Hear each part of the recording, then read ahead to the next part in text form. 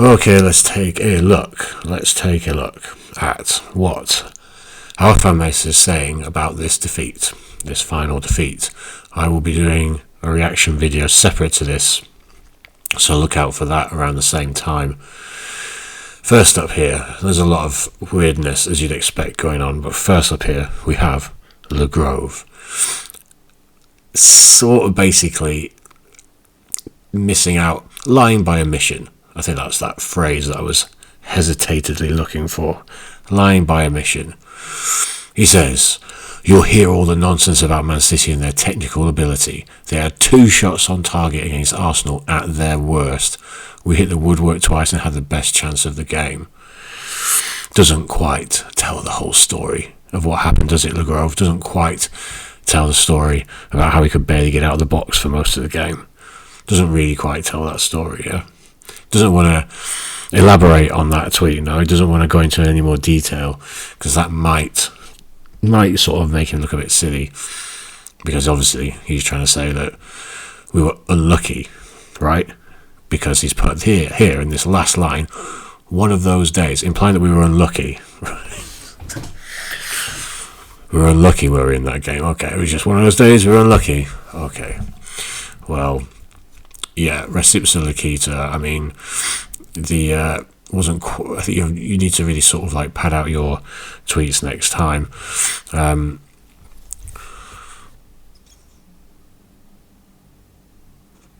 Yeah, so I'd put this reply here. I was just hesitating just to double check I knew what I was talking about. But yes, he says also, this is another little bit of it which is is kind of crazy.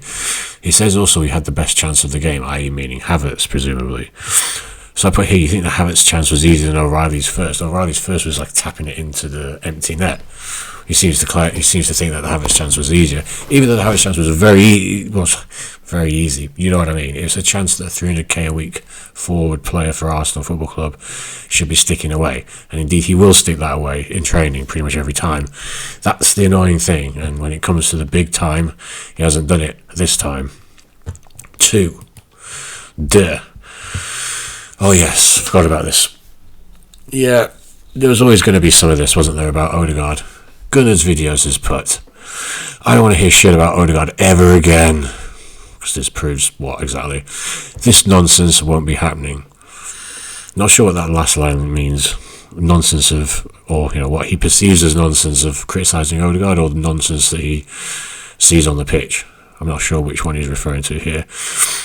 The Odegaard stands were always going to come back with this. It kind of like they've been waiting for something like this. They've been waiting for a failure whilst he's been out.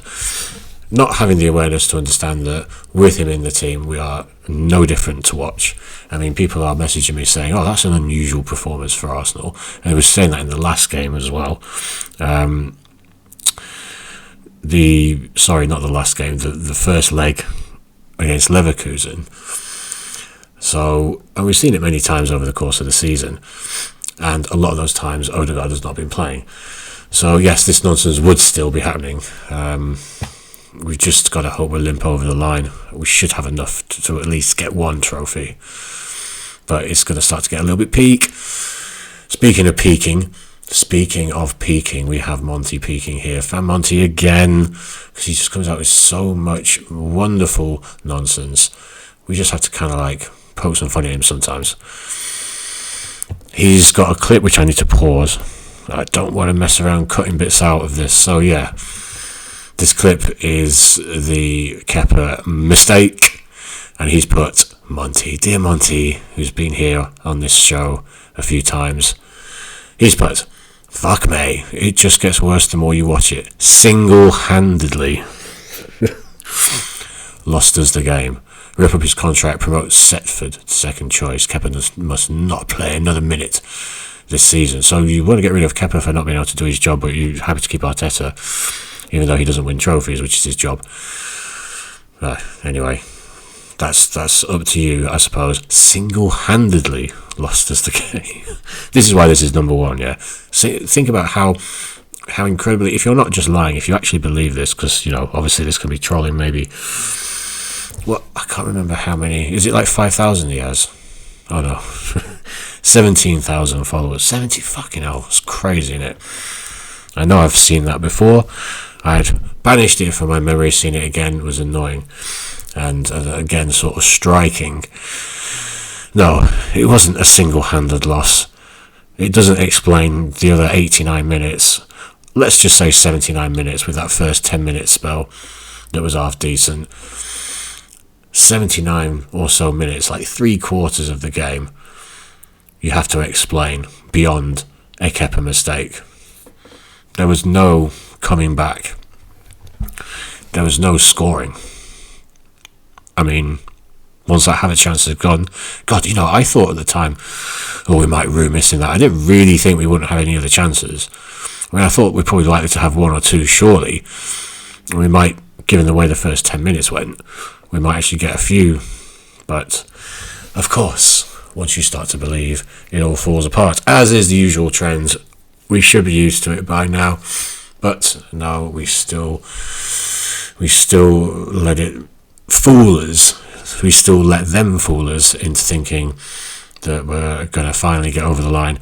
And then this happens, doesn't it? So, yes, I'm going to let the rest of the delusional fanbase tweeters just sort of wallow in trying to figure out how not to blame Arteta, and we'll see more of them tomorrow, I presume. Have a good evening. Try to enjoy it if you're an Arsenal fan. I know it sucks. Peace.